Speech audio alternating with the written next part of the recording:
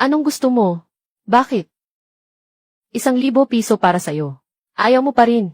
Ikaw, nagmamalaki ka sa mga ligaw na ginseng mo. Walang mangyayari sa'yo habang buhay. Ano, tatay ba ako sa'yo?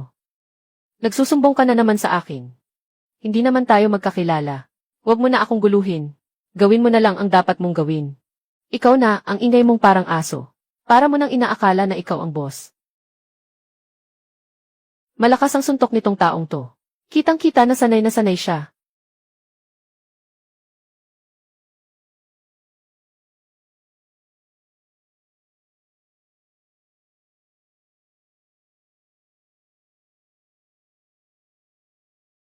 Ito ay hindi karaniwang paraan ng laban. Ang taong ito ay gumagamit ng kakaibang teknik. Kung ako ay isang karaniwang tao, tiyak na nawasak na ako niya. Tama na. Si Zheng Xin ay nagbayad ng malaking halaga para sa iyo upang gawin ang tamang bagay. Hindi ito para mang-api ng mga ordinaryong tao. Sa tingin mo ba ay magaling ka? Kapatid, hindi magaling ang kaibigan ko sa laban. Humihingi ako ng tawad para sa kanya. Kahit na hindi tayo makakapagtrabaho ng magkasama. Pero talagang hinahangaan kita. Talagang maganda ang mga ligaw na ginseng na nahukay mo. Salamat, kahit nakilala ng kapatid kong ito ang bundok. Hindi siya masyadong magaling sa laban. Pasensya na at sana ay alagaan mo siya. Huwag kang mag-alala, alam ko ang ginagawa ko. Sige na, kailangan na nating umalis. Kapatid, andito ka na. Pumasok ka na. Boss, nagdala ako ng malaking kargamento. Pareho tayong makikinabang dito. Maaari kang makabangon sa pamamagitan ng kargamentong ito. Kapatid, sa sinabi mo, kinakabahan na ako. Agad, ilabas mo na para makita ng kuya. Hihi! Diyos ko! Ang ganda nito! Mas maganda pa kaysa sa unang 50 taong gulang. Ang 70 taong gulang na ligaw na ginseng ay mahirap makuha. Kapatid, magkano ang balak mong hingin para sa ginseng na ito? Magbigay ka ng presyo. Kapatid, sinabi ko na kanina. Ang ganitong ginseng ay kayang baguhin ang kapalaran. Dalhin mo ito sa Hong Kong para packaging. At ipasa sa auction house. Kapag na-auction na, sa susunod na buhay, araw-araw ka na lang umiinom ng tsaa at magpahinga. Mga auction house sa Hong Kong. Hindi ito bagay na dapat malaman ng isang magsasaka mula sa bundok. Kung 4,000, 4,000. Kuya, kukunin ko na. Gawin mo ang sinabi ko. Mababawi mo ang hindi bababa sa 0 beses. Ito ay konserbatibong pagtataya. Bawat isa ay nagkakahalaga ng 0 piso. Siyempre, siya iyon.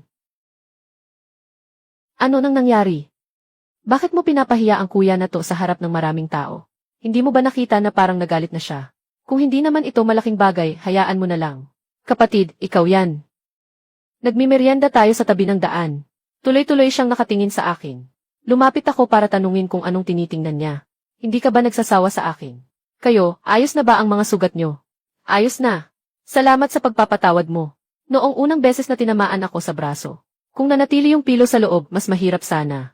Kaya sana, bigyan mo ako ng konsiderasyon ngayon. Tapos na ang usapan na ito. Magbasa ka na lang madalas. Ayaw mo namang mamatay dito sa maliit na lugar na ito. Maging ordinaryo na lang ang buhay mo. Kuya, talagang medyo matapang ang ugali dito sa amin. Kung nakapagpahiya man sa'yo, patawarin mo na. Paano mo nalaman na hindi ako taga dito? Ganito lang kalaki ang aming bayan. Alam namin kung sino ang mga tao. At saka, ang suot mong Zongshan suit kasama ang iyong aura. Mahihirapan kang hindi mapansin sa buong buhay mo. Marami na akong nakatrabaho sa kanya sa Beijing. Basta't may kinalaman sa ekonomiya. Kaya niyang gawin halos lahat. Pare, anong nangyayari dito? Ang kaibigan kong ito ay tuwid ang ugali. Kung magpapakita ka ng kabiglaan, madaling magdulot ito ng hindi pagkakaunawaan. Ang asawa ko ay naghirap kasama ko nitong 2 taon. Dahil sa pagod, nagkasakit siya. Sira na ang katawan niya. Ngayon, kailangan niya ng higit sa 10 taon na gulay na gubat na ginseng. Para gawing sabaw na pampalakas. Magandang magpahinga at magpagaling. Narinig ko sa iba, mas maganda kung makakilala ka ng mga lokal dito sa komunidad. Para mas madali ang mga bagay. Kaya gusto kong itanong sa kanya, yung bagay na yon hindi madaling hanapin. Lahat ng malapit na lugar naubos na. Maaaring isang buong 10 araw o kalahating buwan pa bago makakita. Ako, meron akong isang wild ginseng na 15 taon na ang edad. Kapatid, dalhin mo ito kay ate para sa gamot. Kapatid, mukhang hindi ka basta-basta. Itong ginseng, ikaw na ang unang gumamit. Kapag mayroon ka ng sapat na pera, huwag mag-alala sa usapang pera. Sige, maliit na kapatid. Anong baryo ka? Kapag nakuha ko na ang pera, ipapadala ko ito sa'yo. Sa Qian Village, si Shanghai. Salamat. Kapatid, hindi ka ba natatakot na ito ay isang manluloko? Tingnan mo ang itsura niya. Napakamahinahon.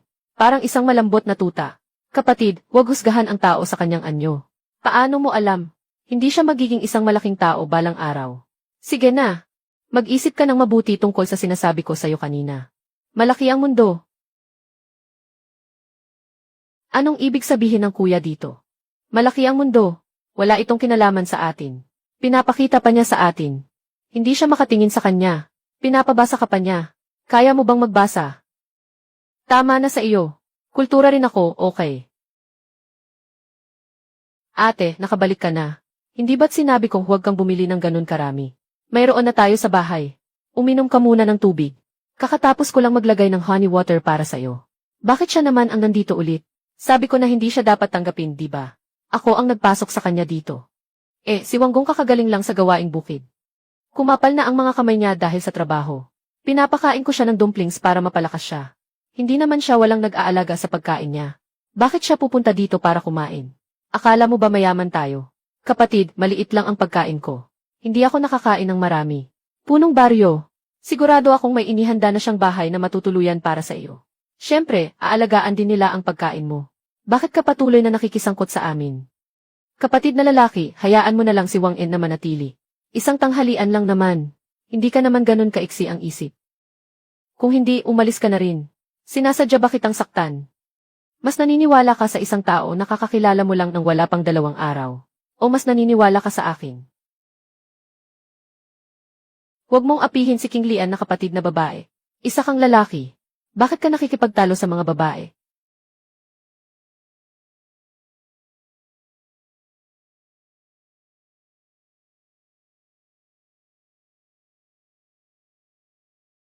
Minsan ka bang manakit sa akin?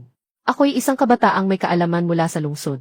Ikaw, isang mababang tao mula sa baryo, ay mailakas ng loob na saktan ako. Ganyan ba ang kabataang may kaalaman? May batas pa ba? Evie, tama ka. Sa lugar na ito, hindi ka pwedeng magpakasaya. Walang utang na loob. Ngayon, umalis ka na agad. Pwede kong hindi na makipag-away sa'yo.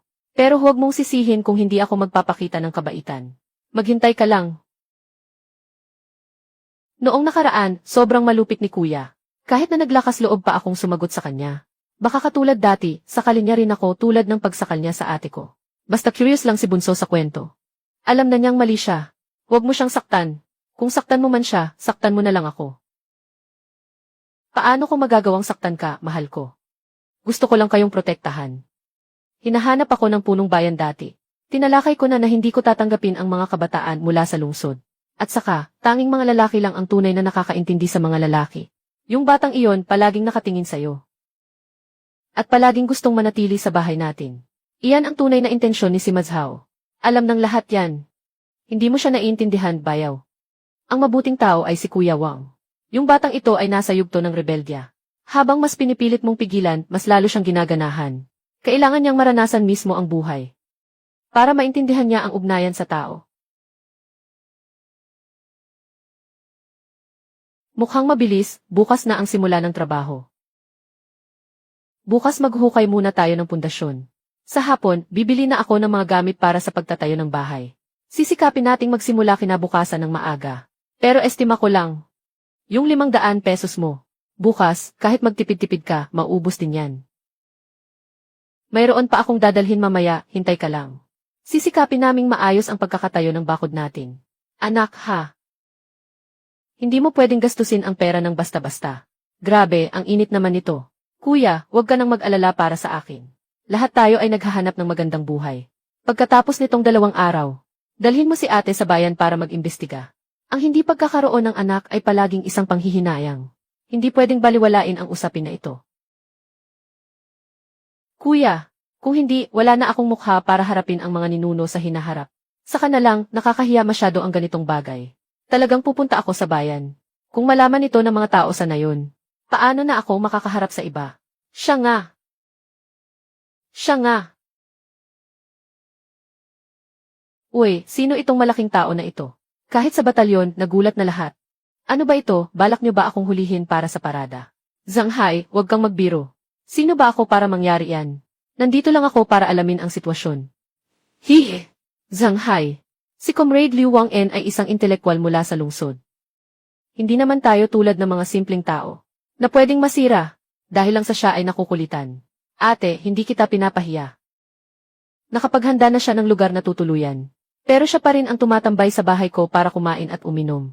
Kung ang batang ito ay magpapatuloy pang pumunta sa bahay ko at maghahasik ng gulo sa aking maliit na tiyahin. Ako'y nakikita siya, pinapalo ko siya. Lalong lumalakas ang palo bawat beses. Kung hindi ka naniniwala, subukan mo. Kahit ang kapitan ng baryo, hindi ka mapipigilan. Nang makilala ko si King Lian, agad kaming naging magkaibigan. Magkaibigan kami. Isa kang bayaw niya. Bakit ka may karapatang pigilan kaming mag-usap? Ang langit na ito ay para sa ating mga laubay. Ang katarungan ay para sa atin, mga laubay. Gaya nitong batang ito. Sa hinaharap, tatanggapin na natin siya sa ating baryo. Binababa niya ang antas ng ating baryo. Mag-alala ka. Gagawin kong hindi na muling lalabas ang batang ito sa harap mo. Hindi na niya muling lalapit sa iyong pamilya. Salamat! Masyadong simple si Chiang Hai King Lian. Ang ganda pa niya. Huwag siyang papayag na lokohin ng mga maliliit na salbahe. Parang may pinapahayag ka sa akin, kuya. May plano na ako. Mga kapatid ng pamilya Li. Hindi ko akalain na hahanapin mo ang asawa niya. Ate, nandito ako ngayon para humingi ng tulong sa'yo. Alam mo, ate. Tama ang pinuntahan mo, ate. Ate, may karanasan na ako, alam ko ang lahat. Ay naku, ate ko. Wala ka na bang ibang ambisyon? Kung ayaw mo akong payagan na magsalita ng seryoso, aalis na ako ngayon. Sige, sabihin mo. Ate, kaya mo yan. Siguradong matutulungan ka niya. Pare, hindi ito maganda. Ano bang problema, hindi naman ikaw lang ang nag-iisa. Ate, nandito ka sa bayan natin. Huwag kang magpakatakot, may mga tao dito na may kakayahan. Hihi! Hindi takot ang hipag mo. Ibigay mo na lang sa hipag mo ang bagay na ito. Siguradong maayos niyang aayusin ito para sa iyo. Yuha! Punong bayan, ano bang pinagmula ng batang iyon? Kahit ikaw, natatakot sa kanya. Anong takot-takot? Lahat sila ay mga anak ko. Hindi ko lang talaga maintindihan. Ang pasasalamat, bakit mo palaging pinapansin ang batang babae? Kung sa tingin mo ay kulang ang mga gawaing bukid na inilalaan sa iyo, sasabihin ko sa iyo na dadagdagan ko pa ito. Punong bayan, sa totoo lang. Gusto ko si King Lian, ate. Baka matulungan mo akong ipakilala sila. Kung sakaling magkakaroon ako ng pagkakataon na umalis sa hinaharap, siguradong dadalhin ko siya. Dadalahin ko siya sa magandang buhay. Makinig ka nga sa sarili mong sinasabi, realistic ba yun? Nasabi ko na lahat ng dapat kong sabihin. Sa madaling salita, isang pangungusap lang. Huwag mong gambalain si King Lian. Huwag mong gambalain ang pamilya ni Li Chiang Hai. Kung hindi, ikaw ang tiyak na tatamaan. Isang grupo ng mga tuta. Hindi ako pinapayagang gambalain. Sige, gagambalain ko. Hintayin mo kapag nagluto na kami ni King Lian ng kanin. Kahit anong galit ni Li Chiang Hai. Kailangan mong maging tapat at makipagkita sa akin ng isang laban. Sa oras na yun, pati siya ay mapapailalim din sa akin. Tingnan ko kung may ugali pa siya. Asawa, bumili ako ng hawthorn jam ngayong araw. Gagawin ko kayong pritong baboy na may sauce ngayong gabi. Kuya, marunong ka bang magluto ng pritong baboy na may sauce? Yung malutong, maasim, matamis at malasa ba? Hindi masyadong maganda yun. Ang hipag ko ay talagang magaling gumawa ng guubaoro. Ngayon ipapakita ko sa iyo. CJ, sobrang paborito namin ng kapatid ko ang guubaoro. Pero kadalasan, tuwing Pasko at mga pista lang kami nakakakain ng kaunti. Anong swerte naman ni Li Chiang Hai? Nakakuha siya ng napakalaking baboy. Dapat ay makakain tayo nito hanggang sa bagong taon. Ang bango.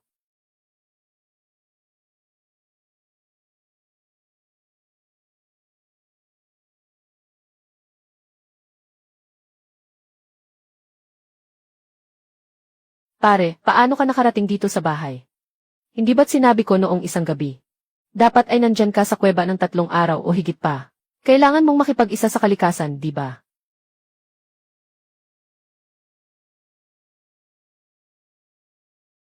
Talaga? Gaano nakatagal kang hindi kumain?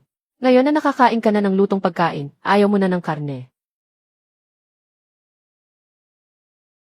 Ang malaking pusa na ito ay sobrang cute. Pwede na lang natin siyang ikip. Hindi naman siya nakakain ng maraming karne. Kapag gumaling na siya, Maghahanap din siya ng sarili niyang pagkain sa labas. Sige lang siya. Kung gusto niyang umalis, hayaan lang. Kung gusto niyang manatili, hayaan lang. Kung talagang may sinseridad, hintayin mo na lang akong pumasok sa bundok. Dapat kasama niya sa pangangaso. Ate, tandaan mong hugasan ang mangkok. Pagod na si Bayaw.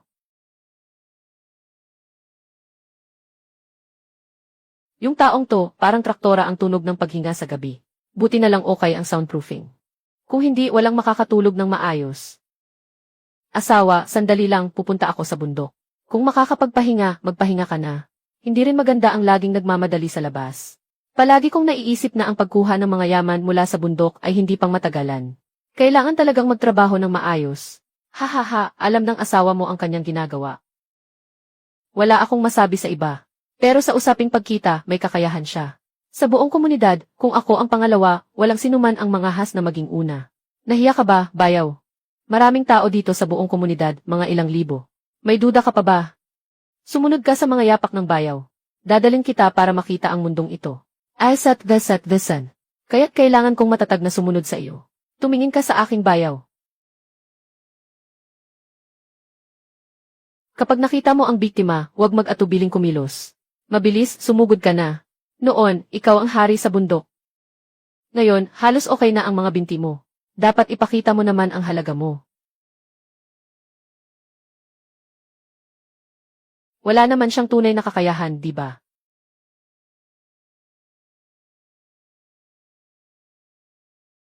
Mukhang nasa tamang estado na siya.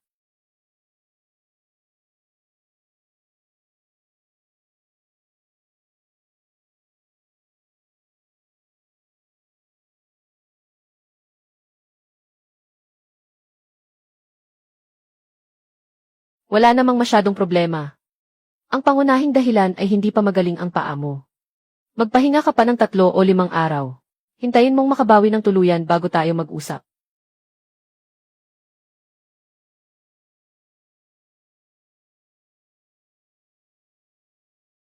Hihi! Hindi nakakapagtaka na tinatawag silang mga tanga. Tama talaga ang sinasabi mo. Sobrang lakas ng kuryusidad na ito. Sige, pupunta ako. Dapat ay mahigit 50 kilo ang bigat. Kailangan ay matibay ang pagkagat. Walang pagluwag. Yung balat at balahibo, mabenta ng isa 0.20 piso, ayos na iyon. Pare, ang ganda ng pagkagawa. Itong isang balabal lang. Kaya kong ipagkasa ang pagkain mo sa loob ng 1 buwan. Sa susunod namang huli, suotin mo na ito. Mas makakatipid ka talaga ng lakas. Grabe, may higit sa 20 na kalabasa. May higit sa 30 na pako. May mga nakadikit pang 10 piraso. 2 pa ang naihila namin ng mga bangus. Di ba't malaking ani na ito? Ako ang bahala, kakagising ko lang mula sa tanghalian. Lumabas na ang nakababatang kapatid. Hanggang ngayon ay hindi pa bumabalik. Gaano nakatagal? Siguro mga 2 oras na. Sigurado akong naghanap siya kay Liu Wang-en. Yung taong iyon ay tiyak na hindi mabuti. Ano ang gagawin natin? Baka dapat akong lumabas at hanapin siya. Malaki ang nakuha ko ngayon. Gagawa ako ng 2 putahe para sa iyo mamaya. Isang nilagang maanghang na isda. At isang nilagang kalabasa. Siyempre, siguradong mapapaamo ka sa sarap. Ngunit nag-aalala pa rin ako sa nakababatang kapatid. Maniwala ka sa akin, wala itong problema. Kung ganoon, wala talagang problema. Mabait naman talaga ang Bayaw ko. Medyo mainitin lang ang ulo. Huwag mo nang isipin masyado. Ay, hindi naman ako ganun kasensitibo. Alam ko na para sa ikabubuti mo ang ginagawa niya. Hindi ko siya sinisisi. Ayos lang. Hindi na maaga. Siguradong mag-aalala ang Bayaw ko kapag hindi pa ako nakauwi. Siguradong mag-aalala siya. Kumar King Lian. O kaya, manatili ka na lang dito at samahan mo ako. Anak ng tokwa, anong ginagawa mo, bro? Mahal kita, gusto kitang pakasalan. Bigyan mo na lang ako ng isa. Tama ang Bayaw ko. Ang taong ito ay hindi talaga mabuting tao. Ilang araw pa lang tayong magkakilala, nagpakita na siya ng tunay na kulay. Ate King Lian. Malayo ang lugar na ito. Walang taong pupunta dito sa karaniwan. Kapatid Wang-en, pinapayuhan kita na huwag gumawa ng mga hangal na bagay. Alam mo kung anong klaseng tao ang aking Bayaw. Magtangkang mang-api ka sa akin. Hinding-hindi ka niya pababayaan. Haha, yun ay bago pa kita pinakawalan. Hintayin mo ako. Nakaluto na ang bigas. Para sa iyong katapatan at pangalan, kailangan mong pakasalan ako. Yung gago ni Li Changhai. Anong magagawa niya sa akin pagdating ng panahon? Hindi sana ako sumunod sa utos ni Kuya. Kung hindi, hindi ko sana ipinasok ang sarili ko sa ganitong lugar. Kahit umiiyak, ang ganda pa rin.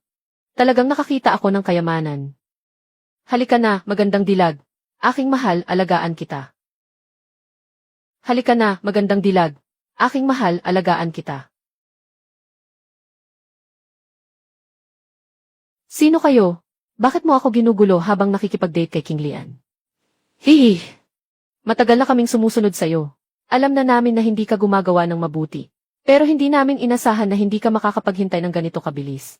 Yes pero mabuti na rin. Maaga naming matatapos ang aming misyon. Mas mabuti na ito kaysa sa anuman. Sister King Lian, hurry up and come here. Lolo yan.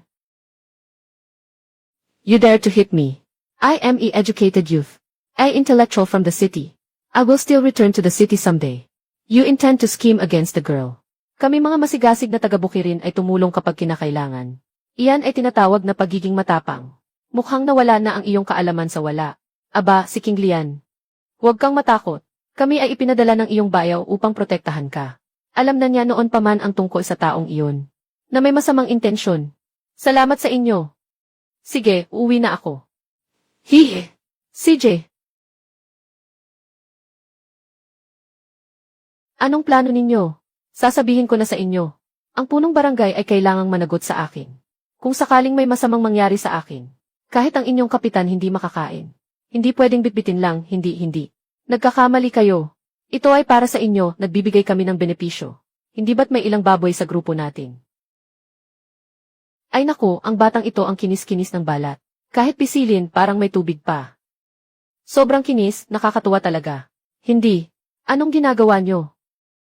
Pakawalan nyo na ako. Pag uwi ko sa bayan, sasabihan ko ang tatay ko na magbigay sa inyo ng 2 kilo ng karne. Hindi pa ba sapat? Kailan pa kaya mangyayari yan? Ngayong gabi, maraming tiyahin ang nagmamalasakit sa'yo. Siyempre. Anong nangyari? Bakit ka umiiyak ng ganyan? Ano bang nangyari sa iyo, bunso? Magsalita ka naman. Naiinip na ako sa'yo. Okay ka lang ba, bunso? Saan ka nasaktan? Wala, ate, walang hayop na iyon.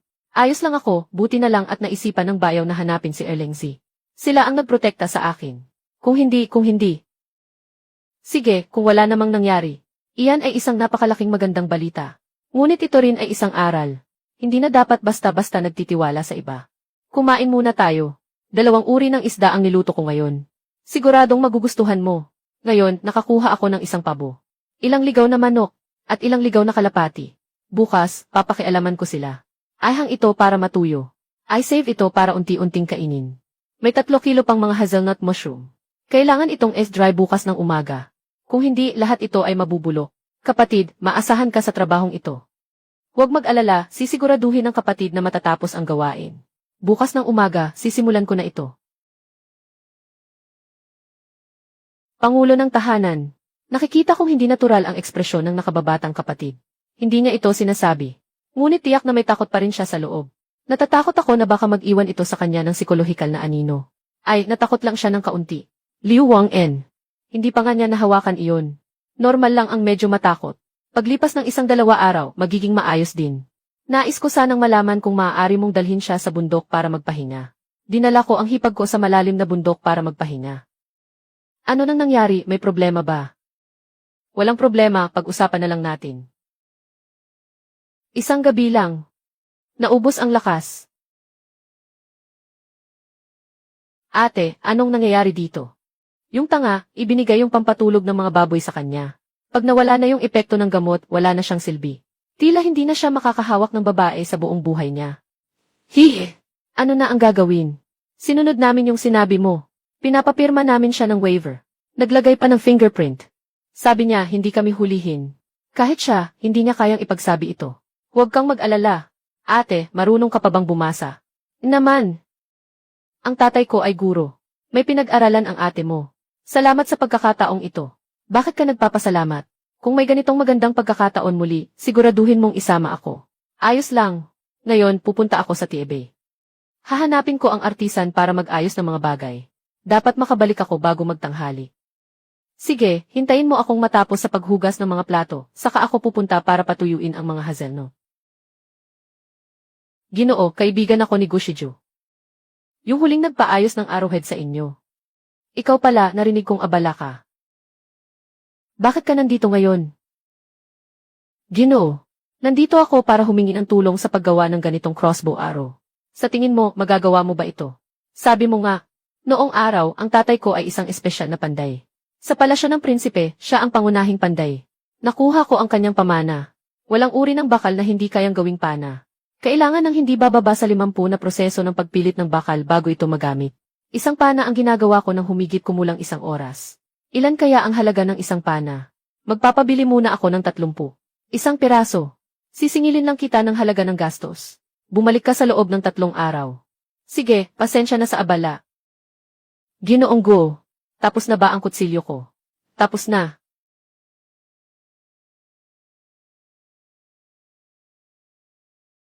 Ginoong Go, hindi maganda ang kutsilyo mo. Nakatanggal ka ng isang hibla ng buhok ko. Kailangan mong magbayad. Yung buhok na yan ay ikaw ang nag-ayos. Paano mo ako masisisi kung matalim ang gamit? At saka, kung hindi maputol ng kutsilyo ang buhok. Magsisisi ka na naman at sasabihin mong hindi matalim. Wala akong pakialam dyan. Kailangan mong bayaran ako ng isang malaking pagkakaisa. Kung hindi, sisirain ko ang iyong panday. Hindi naman ganyan ang mga kaibigan, di ba? Ikaw, isang malaking lalaki, nang aapi ng isang matandang tao.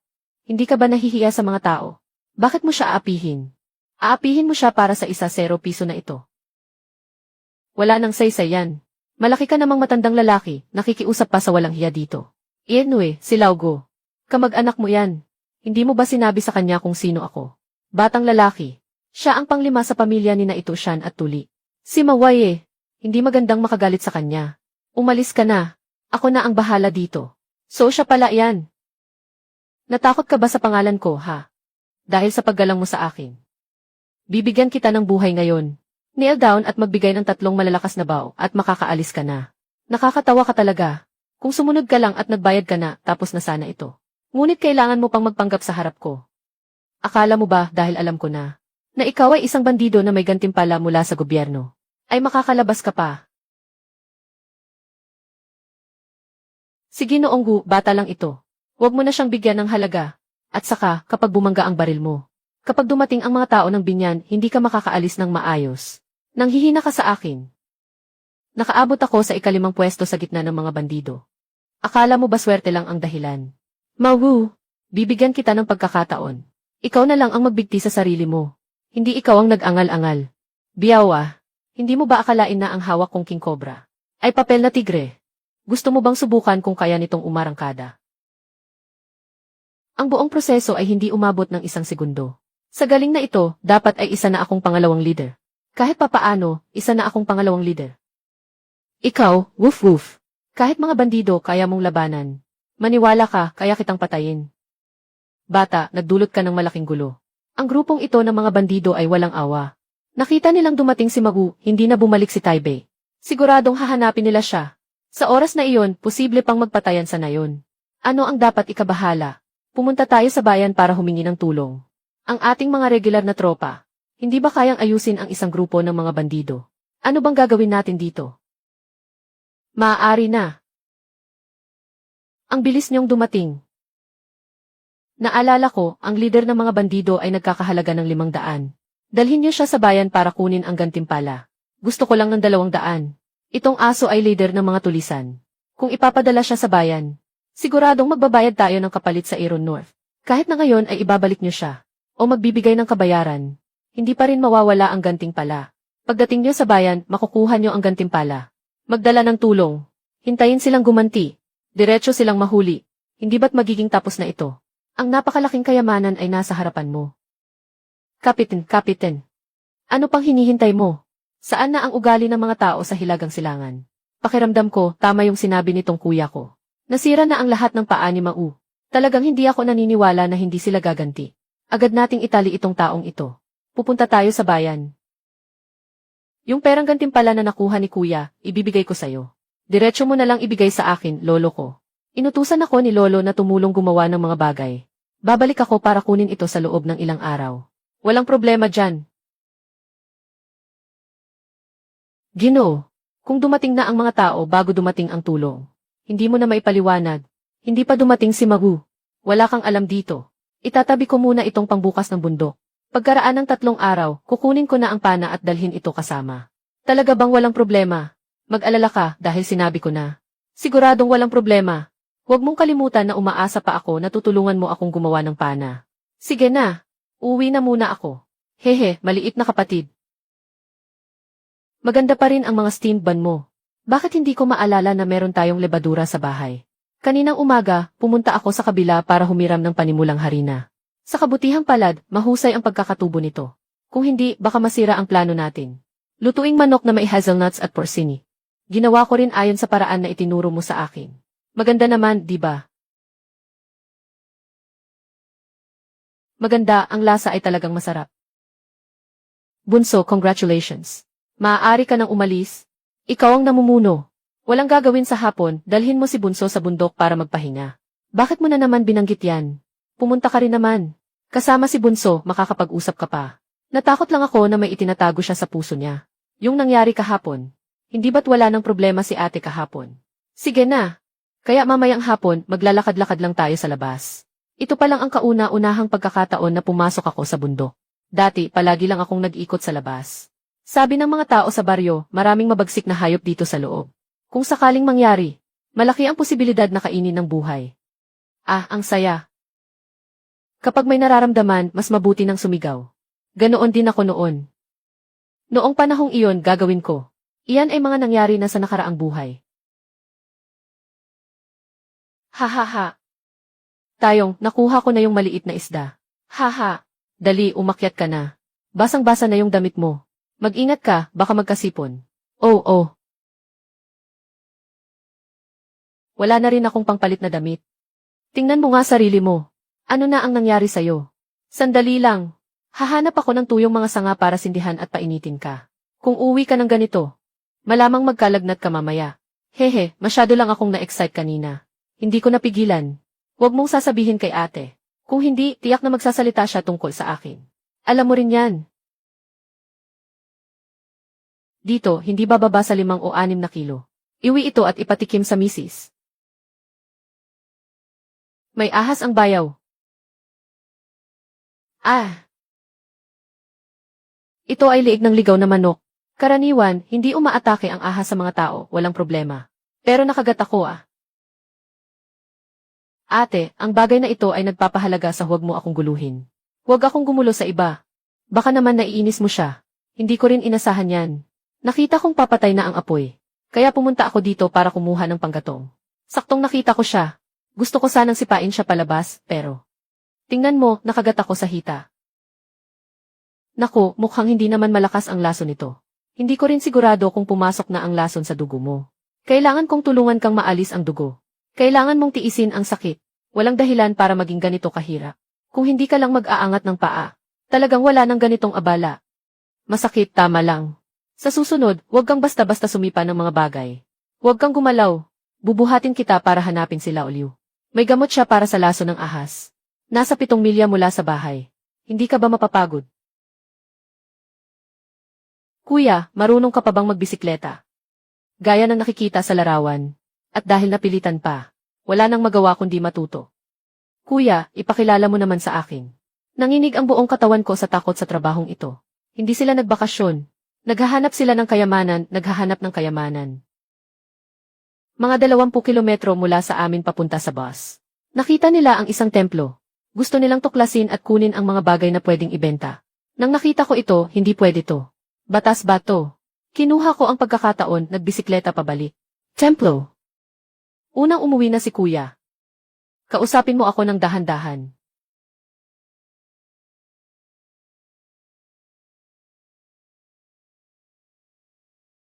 Anong nangyayari sa'yo?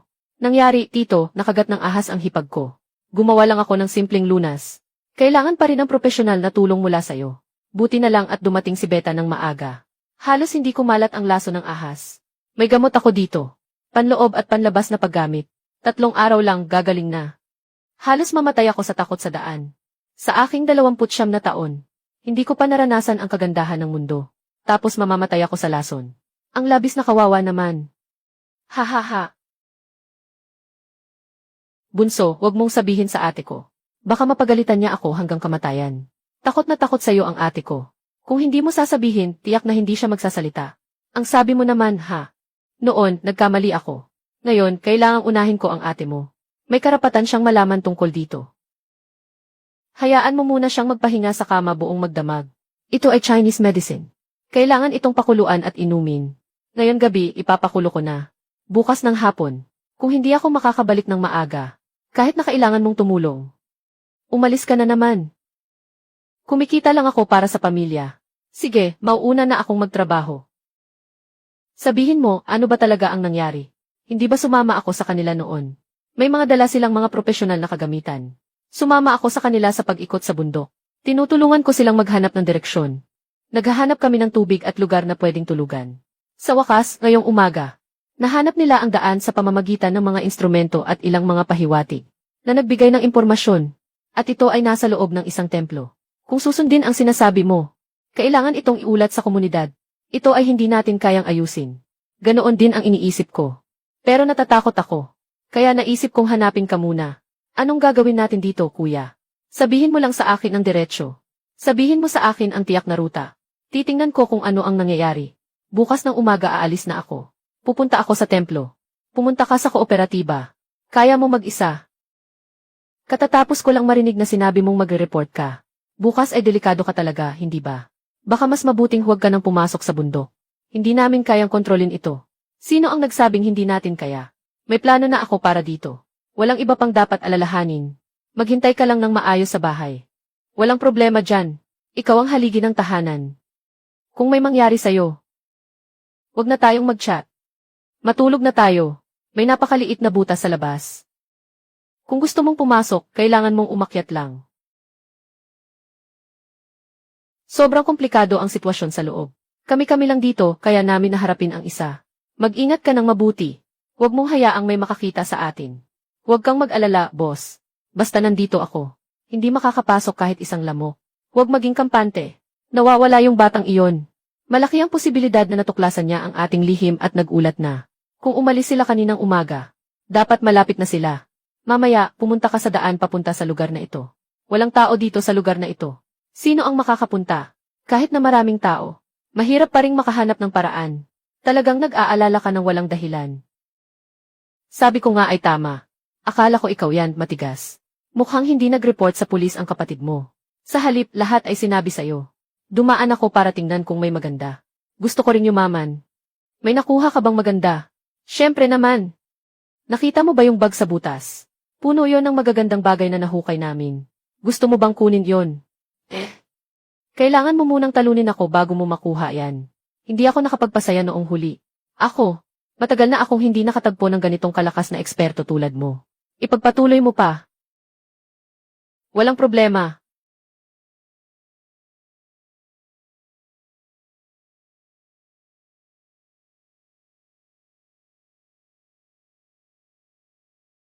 Ang saya talaga, ang saya. Kahit sa paligsahan. Walang gaanong tao na kasing galing mo. Siyang siya ako.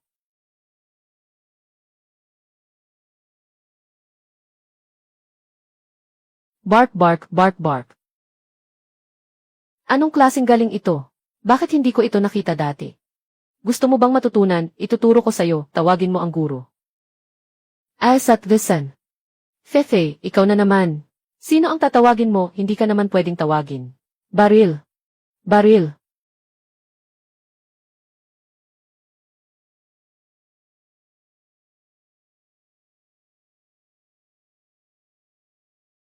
May tao na dumating. Lumabas ka.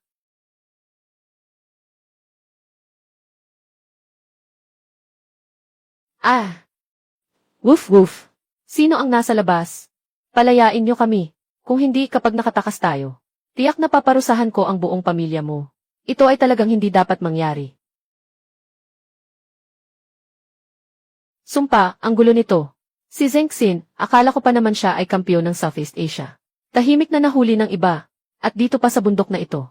Talagang nakakahiya, bro. Ano ang gagawin natin ngayon? Baka pwede kong pasabugin ang butas na ito para lumaki.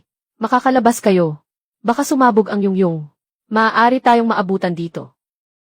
Kaibigan, kami ay mga tauhan ng archaeological team. Nagsasagawa kami ng pagsusuri dito. Pakilabas kami. Ipapakita ko sa iyo ang bihi ko.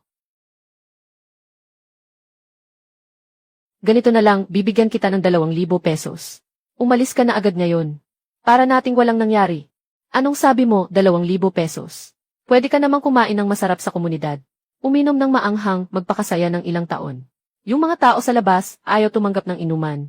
Uminom ng parusang alak. Ihuhulog ko ang bundle ng dinamita. Agad na simulan ang paghukay. Itong butas. Subukan nating palakihin ito bago dumating ang kanyang mga tauhan.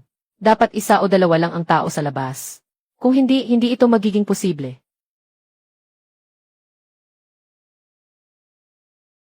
Karamihan dito ay mga gamit na gawa sa luwad. Kakaunti lang ang 5 o 6. Naihiga ang bagay na ito sa pinakaloob. At sinadyang nilagyan pa ng mga sirang piraso ng tela. Para itago sa bag. Sapat na para ipakita na sobrang mahal nito. Ganito talaga ang mga leader. Isa ito sa 7 tao. Mukhang dumating na ang mga tulong mula sa kooperatiba. Kuya, okay ka lang ba? Wala akong problema, naipit ko sila sa loob. Buti na lang dumating kayo ng maaga. Nagre-renovate sila ng butas. Kung na-late pa kayo ng kaunti, baka pinatay na nila ako. Mga produkto ng luwad ito. Maganda ang mga ukit sa ibabaw. Napakahalaga ng pananaliksik nito. Itong kasamahan na ito, malaki ang nagawa mo. Ako lang ang nag-aalaga sa kanila para sa aking kapatid na si Ting. Ayoko ng kahit anong papuri. Lahat ng papuri ay sa aking kapatid. Maliban sa taong nauntog ko. Sa loob, hindi ko alam kung sino ang nagbara sa kanila sa loob. Iniisip ko kung dapat na bang umalis ako. Baka kasi maghiganti sila pagkatapos nilang makalaya. Kahit na 6 na piraso lang itong mga produktong gawa sa luwad. Pero hindi problema kung ilalagay sila sa kulungan ng 2 taon o 3 sa bayan. Walang problema dyan. Huwag kang mag-alala. Hindi namin kailanman ilalabas ang iyong impormasyon. Maraming salamat. Itong batang ito ay ulila mula pagkabata. Mahirap ang kanyang buhay. Ibigay ang karangalang ito sa kanya. Mas magiging maganda ang kanyang buhay sa hinaharap. Siyang nakakita sa grupong magnanakaw. At siya rin ang nag-ulat sa komunidad. Basta't hindi ko sila pinakawalan. Wala namang tayong ginawa, di ba? Ang tagumpay na ito ay kalahati ko. At kalahati mo rin. Kung ito ay ipapalit sa medalya ng kagitingan, lahat tayo ay kakanta na. Matanda na tayo. Bakit ka pa nagdadramahan? Samantalahin mo ang pagkakataon. Gawin ang pagiging magkapatid sa puso. Hindi na ako mangako ng kahit ano. Tingnan mo na lang kung ano ang gagawin ko. Sige, kung wala nang ibang bagay, aalis na ako. Kung may kailangan ka, pwede mo akong hanapin sa baryo.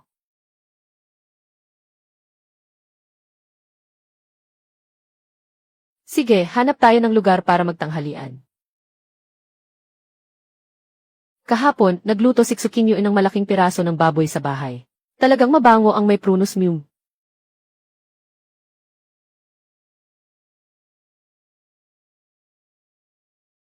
Ang bagay na ito ay tiyak na napakahalaga. Ngunit sa merkado ng itim, hindi ito magiging mataas ang presyo.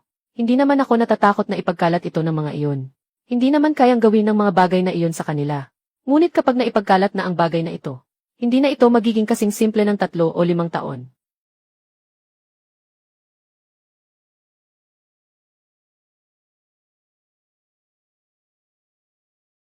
Masyadong mahina ang kapangyarihan ng 14 na GE self-style pistol. Ang lakas ng bala na 8 mm ay medyo mahina. Hindi talaga nito mabutas ang baluti ng taong ito. Mula sa 7 o 8 metro ang layo.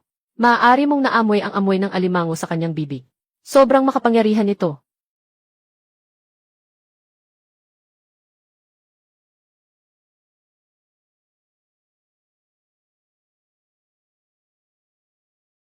Ang taong ito ay nawalan na ng katinuan. Mas madali siyang masolusyonan mula sa itaas.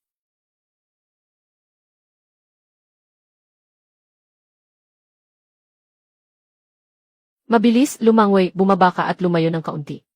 Kaya kong ayusin to. Woof woof. Pero ang Tithrenek ay nagiging sagabal sa tabi. Talagang hindi maaring gamitin ang shotgun.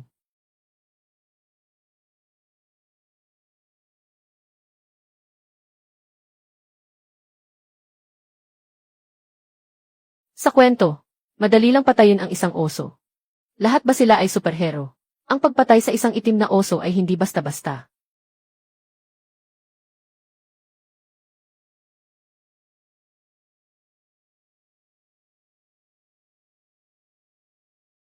Patay na nga talaga. Alas 3 na ng hapon. Pag-uwi ko, baka mga alas 7 na naman. Per, hindi pa rin tayo magkaintindihan, ano? Sa susunod na makita mong may baril ako, tumakbo ka agad. Kung hindi, baka madamay ka pa talaga. Ay, Shanghai, ikaw na naman ang nanghuli ng oso. Ay nako, umuunlad ka na, Shanghai. Kahit ang bulag na oso, nahuli mo na. Swerte lang, talagang swerte. Malapit ka nang makahabol sa mga veteranong manghuli. Ikaw na ang dapat maupo sa trono ng mga manghuli sa ating komunidad. Nagparehistro ka na ba para sa darating na paligsahan sa panghuli? May premyong 100 yuan para sa unang pwesto. Wala, kailangan mong magparehistro at subukan. Katumbas na ito ng kalahating kita ng mga karaniwang tao. CJ. Sige, uuwi na ako. Kapatid, ang galing mo naman. Nakatama ka pa ng malaking oso. Ay, patay na itong itim na oso. Hindi pa lumambot ang katawan. Pupunta ako ngayon kay kuya para tingnan kung paano ito aayusin. Hindi ito katulad ng baboy ramo. Kasama ko si kuya. Hindi na kami dalawa makakaya nito. Nagluluto ng manok. Kumain muna kayo bago pumunta. Kayo muna dalawa ang kumain. Huwag mo akong hintayin. Kung hindi agad maasikaso ang oso na ito, bubuhos na ang apdo nito. Mahalaga ang apdo ng bagay na ito.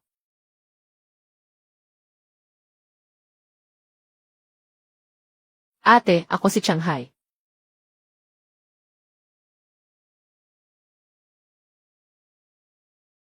Shanghai, paano ka napunta rito? Tungkol ito sa bahay. Nakatagpo ako ng isang oso. Kakalipat lang natin. Iniisip ko kung sino ang makakaayos niyan. Hindi rin tayo makakagawa niyan kahit magkasama tayo. Anong sabi mo? Anong sinabi mo? Nabaril mo ang oso. Yung malaking itim na oso sa malalim na gubat natin. Kakatugon lang. Narinig ko na ang tagapagpatay ng kabayo sa ating nayon. Ang tatay niya ay minsang humawak ng oso. Karaniwan, nag-aalay siya ng baboy sa nayon. Dapat may karanasan siya. Halika, dadalhin kita sa kanya. Makakaya ko pa bang hawakan ang kutsilyo? Bakit hindi mo isama ang nanay mo? Tatay, hindi ba ako kailangan matulog? Ikaw kung ano-anong ginagawa mo. Gumawa ka ng mga bagay na makabuluhan, tay. May nangako na ibibigay sa'yo ang 2 kilo ng baboy pagkatapos maayos ang problema. Ang aking gantimpala ay hiwalay. Magkano ang ipinangako? 2 kilo ng baboy. Bakit ka pa nakatunganga? Mabilis, umalis ka na. Huwag mong hayaang maghintay ang may-ari. Katatay lang, wala pang 1 oras. Ayos lang. Agad na kumuha ng palanggana. Ihanda ang 60 degree na mainit na tubig. Lolo, anong ginagawa mo? Ihuhugas ito ng mainit na tubig. Sa labas, matigas ang balat. Hindi lalabas ang apdo sa loob. Ipagpapatong mo ito sa isang lugar na may bentilasyon para matuyo. Para pagdating ng panahon, diretsyo mo nang maibibenta. Kuya, paano mo haharapin itong oso na ito? Tatanggalin mo ang balahibo ng oso. Sa loob ng ilang araw, gagawin ko ng coat ang balahibo para sa asawa ko. Hatiin mo ito, dadalhin ko para ibenta. Direktang hatiin na lang ang natira. Para kainin ang karne. Yung itim na oso na to, mga 300 libra siguro. Mga 120 libra siguro ang pwedeng makuha na karne. Kahit na nag-iimbak siya ng taba para sa taglamig. Pero karamihan ng karne niya ay mga fiber ng kalamnan. At medyo maasim ang lasa ng karne. May konting amoy dagat. Kailangan maglagay ng malakas na pampalasa kapag nagluluto. Kailangan ng malaking effort. Salamat po, Lolo. Sandali, bukod sa 2 kilo ng baboy. Kumuha ka pa ng 2 kilo ng beer meat. Bakit sinasabi na ang tahanan ay parang isang yaman na may isang hiyas? Maraming alam talaga siya. Sige, sisimulan ko na. Matatapos ko lahat sa 2 oras. Hindi na rin naman ganun kaaga. Kung hindi kayo makapaghintay, matulog na muna kayo. Mabababa ang temperatura sa gabi. Hindi magkakaroon ng problema sa karne. Sige, salamat na lang. Haha. Kapatid, umuwi ka na rin. Bukas ng umaga, dumaan ka para kunin ang karne. Babantayan ko. Makakatulong pa ako. Ano bang hindi kayang gawin ng mag-ama? Huwag ka nang mag-alala ng walang dahilan. Bukas, kailangan mo ring samahan akong tingnan ang pagtatayo ng bahay. Paano ka magiging kung hindi ka magpapahinga?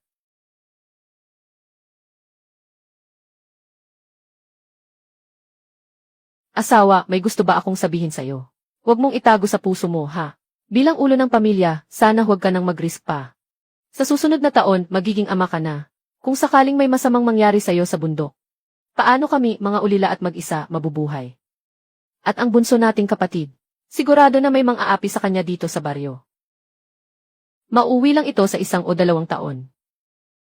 Dalhin ko kayo palabas ng bundok. Sa timog, magtatayo ng bagong buhay. Talaga ba? May duda pa ba? Gagawin ko ang lahat para mabigyan kayo ng magandang buhay. Siyempre, hindi pwedeng manatili lang dito sa kabundukan magpakailan pa man. Ang lungsod ang aking pangarap. Alaynan. Kahit matanda na ang matanda, hindi naman bumaba ang kanyang galing. Mga pampalasa na kayang takpan ang amoy. Sa susunod na panahon, araw-araw magluluto ng karne ng oso para sa mga tumutulong. Kasama ng mga pampalasa para matakpan ang amoy. Pagkatapos kumain ng karne ng oso, mas lakas kang magtrabaho. Sige, kunin ko na. Bukod pa rito, nagawa na ang pundasyon. Ngayong araw sisimulan na ang pagtatayo ng pader. Ayon sa iyong disenyo, sa loob ng kalahating buwan matatapos na ang buong bakuran. Gusto mong pumunta at tingnan. Hindi na kailangan, may bantay ka naman eh. Nakakaramdam na ako ng kapanatagan. Sa south wall, bukod sa pugad ng kuneho, may dagdag pang pugad na pwedeng pagtulugan ng mga kuneho. At saka magtatayo pa ng ilang malalaking pugad. Narinig mo na ba? Si Li Changhai daw, nakahuli ng isang oso. Hindi naman yata totoo yun. Su Qingyu. Ang batang babae na iyan talaga namamayagpag. 2 ate niya. Sinasabi niyo ba na si Li Changhai ay nakahuli ng isang oso? At talagang hindi basta-basta ang batang yan. Sayang naman ang swerte ng anak ni Xu. Nakakuha ba siya ng pera sa pangangaso? Malamang hindi. Noong mahigit 10 araw na ang nakalipas, nalulong siya sa sugal at nalubog sa utang. Narinig kong muntik na niyang ibenta ang kanyang hipag. Pagkatapos, bigla na lang siyang nagkapera. Hindi ko alam kung paano. Sa panahon ngayon, ang mga tao sa kanayunan ay karaniwang sumusunod sa mga alituntunin. Ang mga matatandang magsasaka, sa 1 buwan, ang pinakamataas na kita ay 0 piso. Yung walang hiyang iyon, ang ganda ng kalagayan sa bahay. At saka, nagtatayo pa ng bahay. Tiyak na ito ay isang uri ng panlilinlang. Kung ako ay mag-ulat sa kanya sa bayan, hindi lang ako dadalhin para imbestigahan. Maaari pa akong makakuha ng gantimpala at makabalik sa lungsod. Talagang ito ay isang panalo sa 2 paraan. 2 nakatatandang kapatid, pakiramdam ko ay halos magaling na ako. Pauwiin mo na ako. Kapatid, nandito ka na, umupo ka na agad. Asawa, magtimpla ka na agad ng tsaa, litaiban. Ang daming ginseng. Sa loob ng kalahating buwan, halos lahat ng ginseng sa buong bayan ay nakuha ko na. Ipapadala ko sa timog. Sa susunod na buhay namin ng asawa ko, hindi na kami mag-aalala. Naghahanda ng bumalik sa timog. Hindi ang dami namang kayamanan. Masyado bang marami ang pera? Tulad mo. Hindi mo na naman ako pinabayaan ng mga bagay.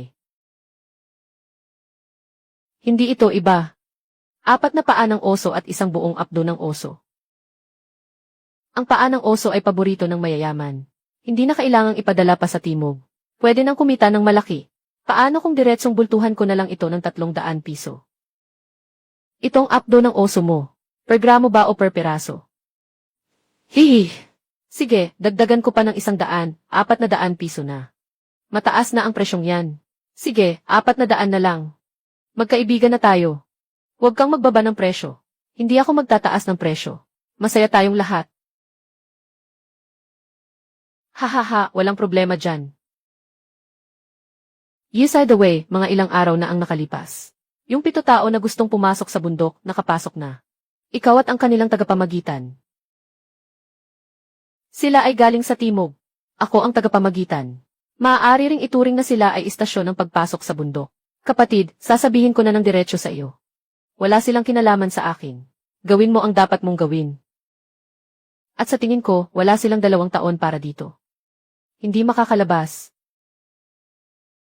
Sige, ganito na lang. Hintayin mo, dadalhan kita ng magandang bagay. Isang kumpletong balat ng adultong itim na oso. Gusto kong gumawa ng isang set ng coat para sa babae. Hindi ko alam kung maaari itong gawin. Bigyan mo ako ng sukat. Bumalik ka pagkatapos ng 7 araw para kunin ang bayad sa trabaho. 3 malaking pagkakaisa. Pangunahing gawa sa balat ng oso. Balat ng usa bilang palamuti. Marami pang natirang balat ng usa. Gagawa pa ako ng 2 pares ng guwantes para sa iyo. Alaynan. Walang problema. Ah! Walang pakialam Siksuking Lian. Medyo malaki ng isang sukat Siksuking Yu. Medyo mahaba ang taglamig dito. Kapag lumamig na ang panahon, siguradong lumaki na rin ang tiyan ng asawa ko. Basta damit pang taglamig lang. Hindi na kailangang masyadong magpili. Liu Wang-en. Ganito na ang batang ito. Nakakapagtaka, naglakad siya ng mahigit 4 na oras para makarating sa komunidad. Boss, gusto kong magreklamo. Gusto kong magulat. Kuya, anong ginagawa mo dito? Naging milisyang tao na. Naawa sa akin ang kapitan. Kaya pinayagan akong tumira sa komunidad. Naging maliit na leader ng milisya. Kuya, nandito ka para magparehistro. Para saan ang rehistro? Para sa paligsahan sa panghuli. Magkakaroon ng paligsahan sa panghuli ang ating komunidad sa loob ng ilang araw. Ang mananalo ay makakakuha ng 100 piso. Kuya, tutulungan kita na magparehistro. Alam ng komunidad na ako ay nagmula sa pangingisda. Isa ako sa mga hurado ng hunting kompetisyon na ito. Sa oras na iyon, okay na rin kung may gantimpala ka. Kung may oras, pumunta ka. Ngunit dumating ako dito dahil sa kanina lang na batang iyon. Tara, tingnan natin. Sino ako, nasaan ako? Narito sa compound ng komunidad. Hindi ka ba nagsabi na magre-report ka? Gusto kong i-report si Li Changhai, ang boss ng nayon sa Taudong. Sobrang masarap ang buhay niya, at nagpatayo pa siya ng bagong bahay. May hinala ako na nagnenegosyo siya ng iligal, kahit na nagbubukas siya ng mga libingan para kumita. Kung hindi ka magsasalita, hindi ko alam kung bakit ako nagmimina ng mga bangkay. Nasaan ang ebidensya? Kung hindi, paano mo ito ipapaliwanag? Ilang araw na ang nakalipas, nag-iisip ka pang ibenta ang hipag mo. Bigla ka na lang naging napakayaman. Bakit ko kailangang magpaliwanag? Hindi naman pwedeng batay sa iyong haka-haka ay hatulan mo ako. Kung ganyan ang sasabihin mo, edi pinaghihinalaan din kita na gumawa ng kalaswaan. Leader ng klase. Ikaw ang nagpakasasa at sumali sa maling grupo. Naghukay ng libingan. Hindi ako, hindi ko alam. Lahat ng iyan ay mga iligal na gawain. Paano ko gagawin ang mga iligal na bagay? Hindi ikaw ang magpapasya kung ginawa mo o hindi. Hindi pa kami nagsasagawa ng investigasyon. Kaya ikaw ay isang suspect. Palagi kong iniisip na kapag ang isang tao ay gumawa ng krimen, tiyak na magkakaroon ng mga bakas. Dahil ang kasama na ito ay nagulat sa iyo. Dapat may mga nakatagong. Nagnanakaw sa bahay mo na hindi mo pa naayos, di ba? Walang nakuha. Kung hindi ka naniniwala, mag-imbestiga ka. Talagang hindi ka iiyak hanggat hindi mo nakikita ang kabaong. Maghanda ka. Agad tayong pupunta sa Tudsdivbo. Gusto kong makita kung anong klaseng marangyang buhay ang meron ang batang ito. Kaibigan, magpahinga ka ng maayos sa komunidad. Walang dapat ipag-alala. Kami ang bahala sa iyo. Mararamdaman mo ang init ng komunidad. Salamat, salamat. Isama si Li Changhai, pupunta tayo sa Taotian Village. Itong batang ito ay ako ang nag-alaga. Hindi siya kayang gumawa ng ganoong bagay. Siguradong nagkamali kayo. Naitala ko ang sinabi mo. Kung may matagpuan sa bahay niya na hindi dapat naroon, ikaw ay nagtatago ng krimen. Sasama ako sa inyo. Ngunit naniniwala pa rin akong walang kasalanan si Changhai. Inuusig niyo ang isang mabuting tao. Ano bang nangyayari, bayaw? Bakit ang daming tao? Walang anuman, dumaan kayo muna. Si Li Changhai ay inakusahan ng spekulasyon at pagnanakaw ng mga libingan. Nandito kami para magsagawa ng pagsisiyasat. Kung may alam kayo, sabihin niyo agad sa akin, para hindi kayo maakusahan ng pagtakip. Pagnanakaw ng mga libingan. Sige lang sa paghahanap. Huwag mo akong takutin, asawa ko. Buntis siya. Kung matakot siya at may mangyari, wala ka ng pagkakataon. Vesan. Sige, hanapin mo.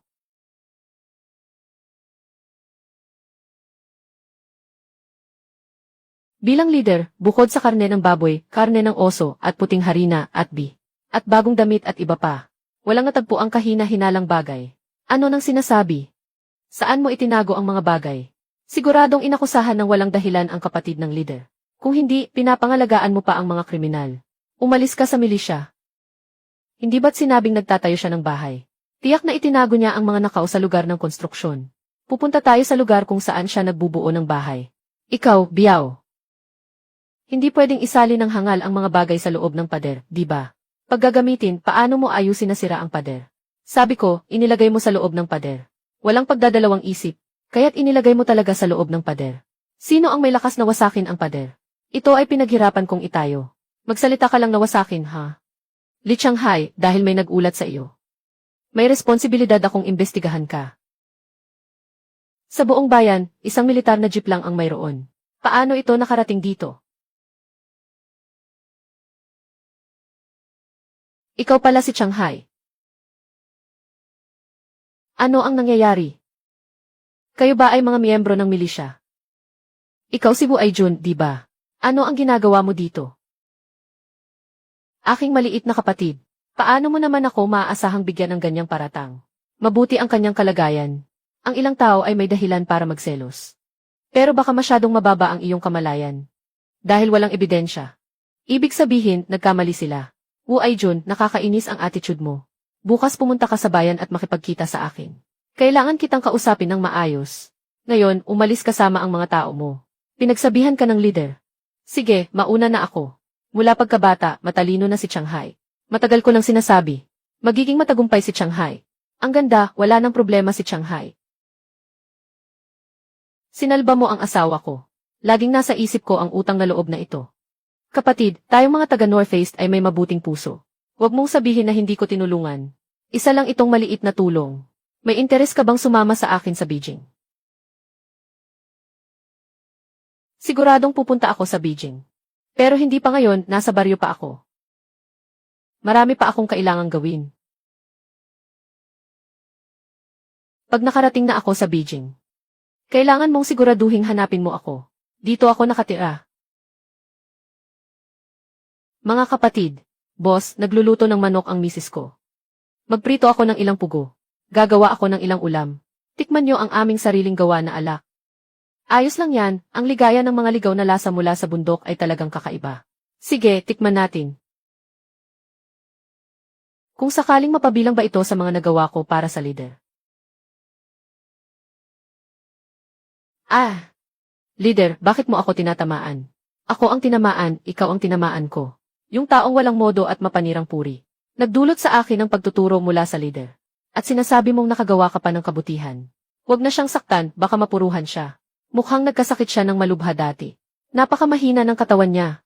Kailangan pa niyang sumubok muli. Baka talagang mauntog siya ng 3 beses. Tawagan ang dalawa para dalhin siya pabalik sa nayon. Aayusin ko na ang tao. Tama, ipasama si Gushiju. Hindi ba't sinabi mong umalis siya sa milisya? Sinasabi lang niya iyon sa galit. Ngayon, hindi lang dapat siyang manatili. Kundi kailangan din siyang bigyan ng malaking responsibilidad. Dapat siyang sanayin para sa posisyon ko. Ano ba iyan? Mabilis, umalis ka na. Bilang namumuno, paano mo nakilala ang ganitong kataas na opisyal? Kahit ang kasalukuyang pinuno ay magalang sa kanya. Nitong mga nakaraang araw, nagbenta ako ng ginseng. Saktong nakatagpo ko siya na hindi makabili ng ginseng. Tulong. Kaya ibinigay ko sa kanya yung 15 taong gulang na ligaw na ginseng. Dito kami nagkakilala. Hindi ko akalain na makikilala mo ang ganitong malaking tao. Kaya pala ikaw ay yumayaman. Anong kayamanan ito? Swerte lang ito. Lahat sila'y pumuri sa akin. Nakakahiya na nga. Si Shanghai Yadan ay ikakasal sa 3 araw ng Setyembre. May 4 tayong pupunta para sa kasal. At dahil hindi na makagalaw ang kapatid mong babae, dapat bang si King Lian ang sumama o maghanap ng ibang kamag-anak na babae? Sige na, ate. Maaari ka na ring ituring na kalahating tagapag-ugnay. Makatarungan din na ako ang kumatawan para sa pagpapakasal. Ang mahalaga, makakakain pa tayo ng masarap. Matitikman natin ang mga pagkain doon. Ayos lang. Brod, narinig ko lang na si Liu Wang-en ay naibalik na. Narinig ko, puno siya ng pasa. Hindi na makagalaw kahit konti. Inakay siya pabalik ng mga milisyang pangkapanahon gamit ang kariton. Nasira si Wu Aijun. Karapat-dapat lang na ganito ang pagtrato sa kanya, kahit na ang kanyang kinabukasan. Ngayon, hindi na rin siya masyadong pinapansin sa aming baryo.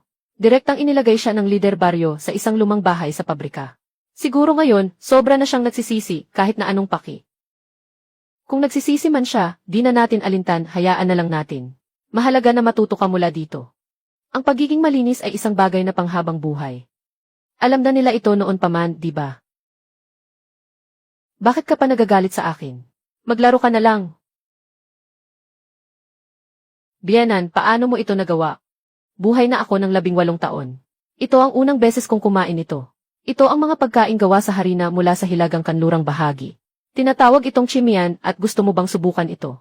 Hindi ka maubusan ng bago sa loob ng 2 o 3 buwan.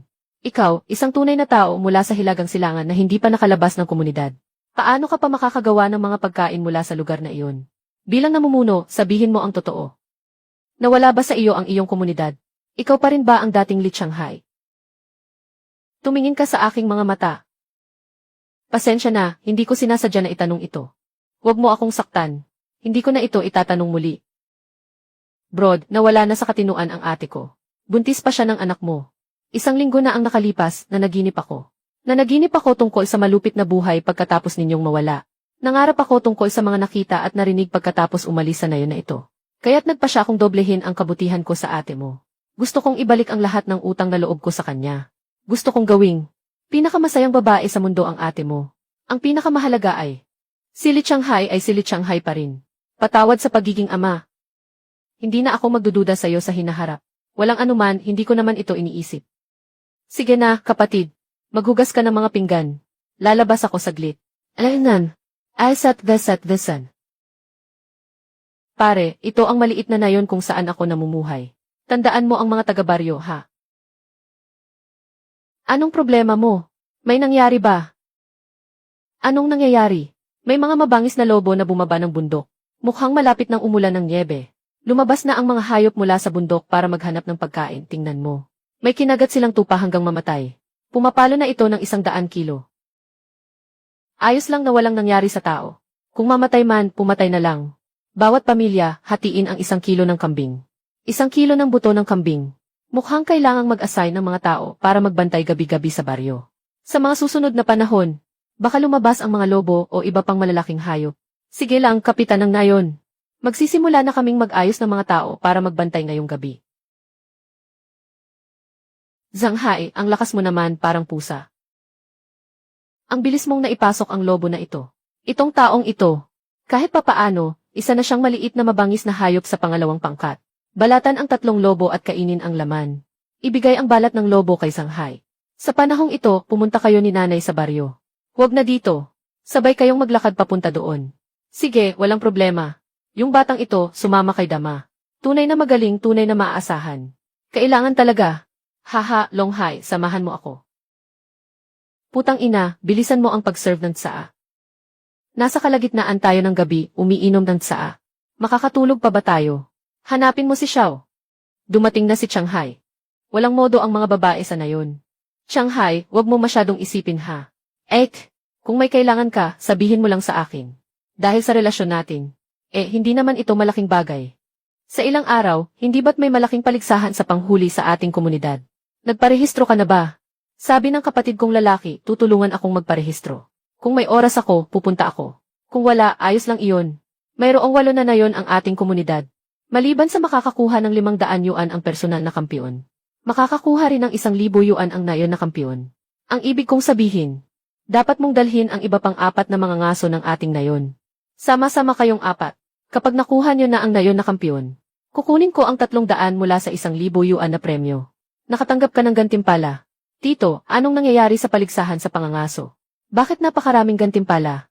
Pagdating ng Nobyembre, maaaring bumuhos ang malakas na nyebe anumang oras.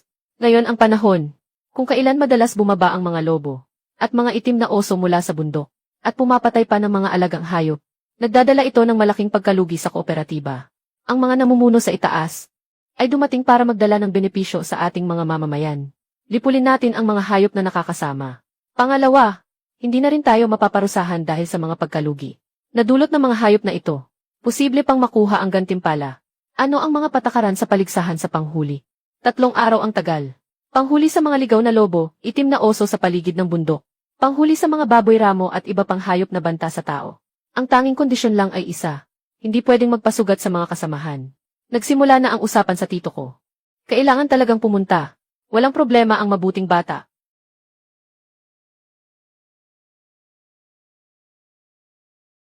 Ate, anong palabas ito? Bakit ang komplikado nito? Akala ko ay ikakabit na lang ang kahoy. Basta't manood ka na lang. May bahagi ka pa mamaya. Akala ko wala pang ganitong mga patakaran sa pagtatayo ng bahay sa baryo. Ate, wala na ba akong gagawin ngayon? Wala na, kung may kailangan ka, magbusi ka na. Pero kailangan natin magdagdag ng pagkain sa tanghalian ngayon. Walang problema. Kamakailan lang, nakakuha ako ng ilang hazelnut mushrooms.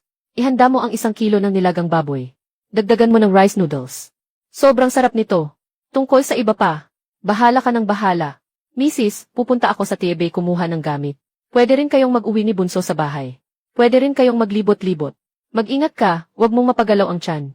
Pagkatapos, pupunta ako sa bayan para mamili. Pag-uwi ko, siguro hapon na rin. Mag-ingat ka. Naghihintay kami ni King Lian sa'yo. Kakain tayo ng hapunan mamaya. Dito na si Kuya. Bilisan mo dito. Ano bang nangyayari sa inyo? Bakit kayo nandito? Si Gemma Uba ay nahuli na sa bayan. Dumating ang mga bandido noong nakaraang araw pero walang tao. Kahapon, nagpadala sila ng banta. Sinabi nilang magbubuhos ng dugo sa Tibae ngayon. Kapatid, mayroon tayong 25.56 na baril. Mayroon tayong 5 asike 26 na magagaan. Mga machine gun at 2 mortar pa. Kasama ang 5 na bala. Hintayin natin sila. Direktang apoy ng apoy. Sorpresahin sila. May tiwala akong matatapos ang laban sa loob ng 5 minuto. Mayroon kang malalaking armas. Wala ba sila? Kung sakaling mayroon man silang kahit isang mortar, o kahit ang pinakasimpleng grenade launcher, maaaring pasabugin ang pandayan. Hindi pa rin ba natin lahat kayong pinagsama-sama? Kuya, pwede mo bang ayusin ang misyon natin? Paano naman ako, hindi naman ako kasapi ng inyong militya. Kaya mong agad na matukoy ang mga kahinaan natin. Naniniwala ako na may angking kang husay sa pamumuno. Kuya, ngayon ikaw ang nakatoka, kapatid. Ito ang unang pagkakataon na mag-isa akong gagawa ng misyon. Kailangan mo akong tulungan, ha? Sige, susubukan ko na. Per, nakita mo ba yung burol na mga 4 o 50 metro ang layo? Dalhin mo ang 1 tao doon at magtago ng 5 magagaan na machine gun. Magpalitan sa pag-atake. Kapatid, ikaw naman ang magdala ng 8 tao at magtago sa silong doon. Lahat ay may mga shotgun at para sa malapitang laban lang. Ang natitirang tao ay kasama ko sa pagprotekta sa pader ng nayon. Ipagpapaliban ang mortar hanggang sa kritikal na sandali. Kapag narinig ang tunog ng bangka, magpalit-palit kayo sa pagbibigay ng proteksyon. Itaas ko ang pulang bandila ko para magtulungan tayo sa pagbato ng apoy. Kapag inindayog ang bandila, agad na umatras. Pare, sinabi ko na may talento ka sa pamumuno, di ba? Pero hindi ko kayang mag-utos niyan. Sino ba ang hindi marunong gumawa ng taktika sa paglalaro ng teeth? Gawin lang ninyo ang sinabi ko. Maghanda kayong magpakitang gilas ngayon.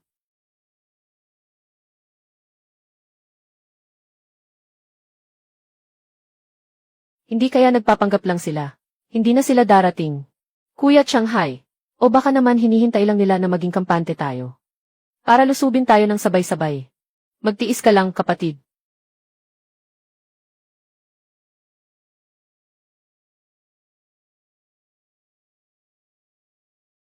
Huwag magpanik, sundin ang aking utos. Walang tao sa nayon, kuya. Baka naman natakot ang mga tao at umalis. Tama na, pumasok na sa nayon at mang-agaw.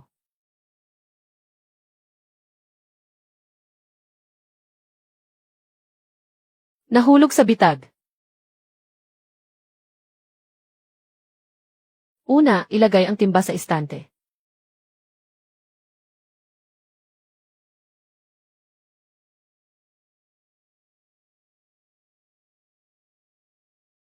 Huwag magpaligoy-ligoy, dumiretso. Mga kasama, patayin niyo ako.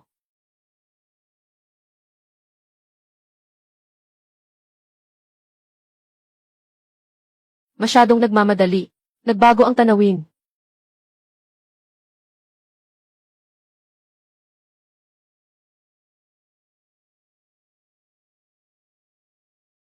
Ang kalahating tao ay bumalik para linisin ang labanan. Ang natitira ay sumunod sa akin. Wang. Kapatid na lalaki, makipaglaban ka sa kanila. Huwag magpadalos-dalos maliban na lang kung talagang kinakailangan. Kung may pagkakataon na makalabas, kailangan pa ring mag-isip ng paraan para makabalik. Mga tao sa loob, makinig kayo. Kayo ay napalibutan na. Agad na sumuko at ibigay ang mga armas. Kung hindi, walang awa ang ibibigay. Brod, huwag ka nang makipag-usap sa kanila. Pwede na nating bombahin sila gamit ang bomba. Mga duwag na pumatay ng walang awa. Bigyan pa natin sila ng isa pang pagkakataon. Kung ayaw pa rin nilang sumuko, saka natin sila paalisin. Plano na ni Kuya na bombahin tayo hanggang sa mamatay. Kaya't hindi pa tayo kikilos. Kuya, ito lang ang natitira nating granada. Isang utos mo. Lalabas ako para makipagtagisan sa kanila. Mabuting kapatid. Hintayin mong makabawi kami. Sasagutin namin ang iyong paghihiganti. Mga kapatid, tayo na mabilis. Huliin ang buhay. Sugod. Magandang estilo ng espada, kapatid. Sayang hindi dumating ang kuya ko ngayon. Kung nandito siya, matutulungan ka pa niyang magpana. Wala namang maihahambing sa inyo, mga salarin. Walang magandang laban dito. Itali siya. Bata. Mabuti pang magdasal ka na barilin ako. Kung hindi, maghintay ka sa akin. Kayo ng pamilya mo, pupuntahan ko kayo. Ha ha ha. Bro. Ito pa lang ang unang beses kong pumatay. Bakit nanginginig ang katawan ko? Normal lang ang nanginginig, huminga ka ng malalim. Ngunit ang mga ito ay mga kriminal na walang kapatawaran. Itinuturing mo silang mga hayop, mas mabuti kung ituturing mo silang mga biktima. Tama rin. Sige na. Kahit buhay o patay. Dalhin silang lahat sa bayan. Muli kang nagtagumpay sa pagkakataong ito. Sa komunidad, makakakain na rin tayo ng maayos. Lahat ay dahil sa iyo. Kapatid, tiyak na magsisikap ako. Balang araw, ako ang mag-aalaga sa iyo. Mas mabuti pang ayusin mo na at umalis ka na. Tandaan mong humingi ng tao para bantayan si Tebe. Kahit na halos naubos na ang grupong ito ng mga tulisan. Pero kahit na may natira pang kaunti, hindi naman sigurado na hindi sila maghihiganti. Huwag kalimutan na may isa pa silang malaking kapatid. Huwag kang mag-alala, kuya. Ayusin ko ito ng maayos. Bata, hindi ko akalain na mayroon ka palang ganitong kahusayan sa militar. Talagang isang tunay na bayani ka. Masyado kang mapagpakumbaba. Para sa kapakanan ng bayan. Sige, ito ang gusto mo.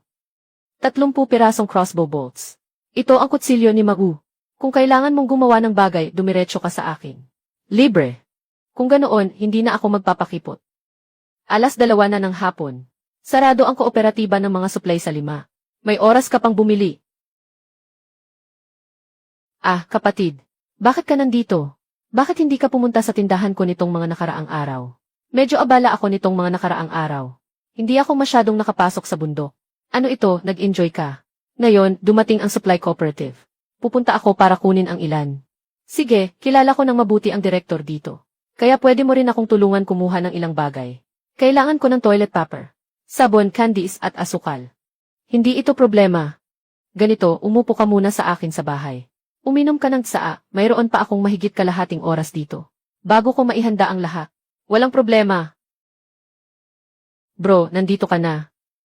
Nakita ko siya. Nakatulong siya sa akin na maghanda ng mga bagay.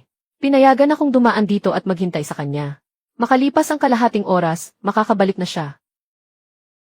Si Ate Cheng ay tutulong sa iyo na magtimpla ng tsaa. Ito ang bagong ginto na nakuha ng kuya mo. Narinig kong mabuti ito para sa mga lalaki. Itong babaeng ito. Huwag mo na akong ilihi sa ibang usapan. Nagtulungan na tayo ng ilang beses. Kung may kailangan, sabihin mo na lang. Kapatid, naibenta mo na ba yung antigong sinabi mo sa kuya mo? Ate, hindi natin kayang gawin yan. Baka makulong tayo niyan. Maaari pang mapatay tayo. Ang sinasabi mo ay pampublikong parusa. Hindi natin kayang gawin ang mga bagay na nagbebenta ng mga antigong bagay. Pero ang ilang mga bagay na may kaugnayan sa sining ay pwede namang subukan. Maaari namang maglaro-laro sa mga iyon. Pero hindi yan katumbas ng ilang piraso ng 70 taong gulang na ligaw na Diyos. Kapatid, bumalik na ang kuya ko.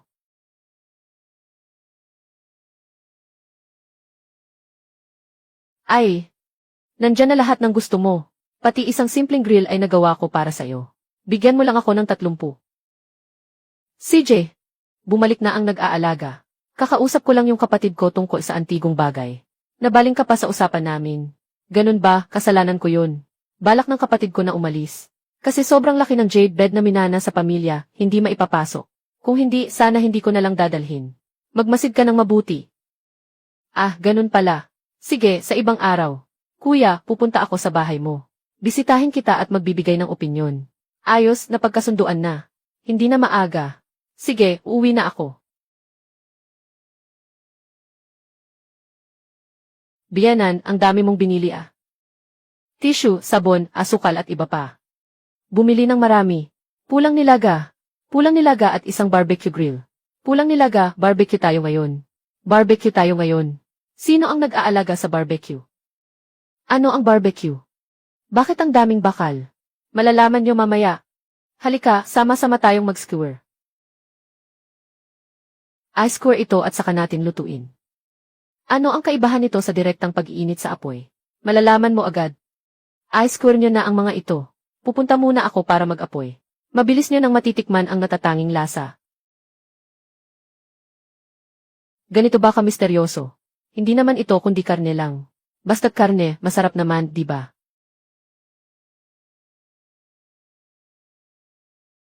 Ang bango ng luto ni Kuya. Pwede ba akong makain muna ng isang piraso lang? Hindi pa luto, kakainin mo, magdudumi ka.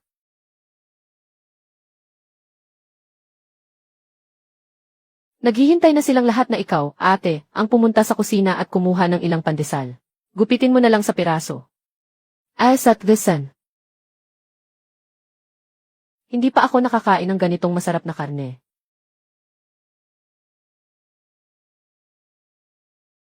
Oh, may tao.